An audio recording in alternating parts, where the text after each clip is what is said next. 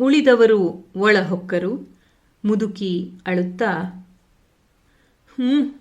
ನೋಡಿ, ನನ್ನ ಮೊಮ್ಮಗುವಿನ ಹೆಣ ಇದೆ ಅಲ್ಲಿ.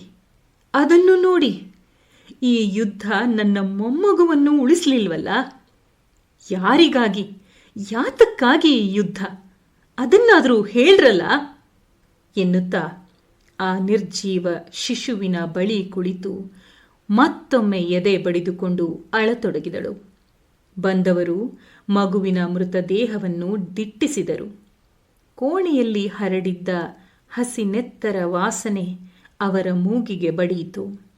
ಬಂದವರು ನಿಶ್ಶಬ್ದವಾಗಿ ಹೊರನಡೆದರು.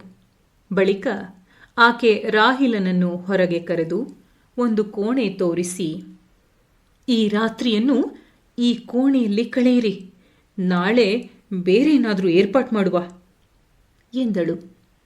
ಒಂದೆರಡು ದಿನಗಳಲ್ಲಿ ಪರಸ್ಪರರಲ್ಲಿ ವಿಶ್ವಾಸ ಮೂಡಿತು. ಇಬ್ಬರೂ ಪರಸ್ಪರರಲ್ಲಿ ಸುಖ ದುಃಖಗಳನ್ನು ಹಂಚಿಕೊಂಡರು.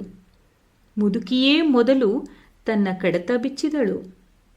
ನೋಡಪ್ಪ, ನಾನು ಈ ಊರಿಗೆ ಬಂದು 50 ವರ್ಷಗಳಾದರೂ ಆಗಿರಬಹುದು. ಮದುವೆಯಾಗಿ ನವವಧುವಾಗಿ ಈ ಊರನ್ನು ಪ್ರವೇಶಿಸಿದೆ. ಕೆಲವು ಕಾಲ ನೆಮ್ಮದಿಯಿಂದಲೇ ಇದ್ದುವೆ. ಜಮೀನು ಆಸ್ತಿ ನಮಗೆ ಸಾಕಾಗುವಷ್ಟಿತ್ತು. ಈಗಲೂ ಇದೆ ಏನು. ಆದರೆ ನೆಮ್ಮದಿಯಿಂದ ಬದುಕಲು ಈ ಜನ ಬಿಡಬೇಕಲ್ಲ. ಯುದ್ಧವಂತೆ ಯುದ್ಧ, ತಿರಸ್ಕಾರದಿಂದ ನುಡಿದಳು ಮುದುಕಿ. ಆಗಲೂ ಯುದ್ಧವಾಗಿತ್ತ ಅಜ್ಜಿ? ರಾಹಿಲ್ ಕೇಳಿದನು. ಆಗ ಈ ಊರು ಆ ದೇಶದವರ ಕೈಯಲ್ಲಿತ್ತು. ಅವರ ಧರ್ಮ ಬೇರೆ, ನಮ್ಮ ಧರ್ಮ ಬೇರೆ. ಯಾವ ಕಾರಣಕ್ಕೆ ಆಗ ಯುದ್ಧ ಮಾಡಿದರು? 1000 ಗಟ್ಟಲೆಯಲ್ಲಿ ಜನರು ಪ್ರಾಣ ತೆತ್ತ ಬಳಿಕ ಯುದ್ಧ ನಿಂತು ಈ ಊರು ಈ ದೇಶಕ್ಕೆ ಸೇರಿತು. ಊರೇನೋ ಕೈ ಬದಲಾಯಿಸಿತು. ಆದರೇನು, ನಮ್ಮ ಬದುಕಲ್ಲೇನಾದರೂ ವ್ಯತ್ಯಾಸವಾಗಿದೆಯೇ? ನಾವು ಬೆವರಿಳಿಸಿ ದುಡಿದದ್ದನ್ನು ಈ ಜನರು ಹಲವು ಹೆಸರು ಹೇಳಿ, ಹಲವು ಕಾರಣ ನೀಡಿ ದೋಚಿಕೊಂಡು ಹೋಗುತ್ತಾರೆ. ದುಡಿದದ್ದನ್ನೇ ಕೊಂಡು ಹೋದರೆ ಹಾಳಾಗಲಿ ಎಂದು ಸುಮ್ಮನಿರಬಹುದಾಗಿತ್ತು. ಮನೆಯ ಮಕ್ಕಳನ್ನು ಯುದ್ಧಕ್ಕೆ ಕರೆದೊಯ್ಯುತ್ತಾರಲ್ಲ, ಇವರು ಮನೆ ಹಾಳಾಗ. ನೆಲಕ್ಕೆ ಕೈ ಬಡಿದು ಶಪಿಸಿದಳು ಮುದುಕಿ. ಈಗ ನಿಮ್ಮ ಮಗ ಎಲ್ಲಿದ್ದಾನಮ್ಮ? ರಾಹಿಲ್ ಕೇಳಿದನು. ಯುದ್ಧಕ್ಕೆ ಹೋಗಿದ್ದಾನೆ.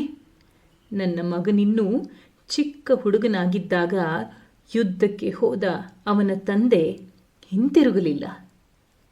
ಎದೆ ತುಂಬ ಬೂದಿ ಮುಚ್ಚಿದ ಕೆಂಡ.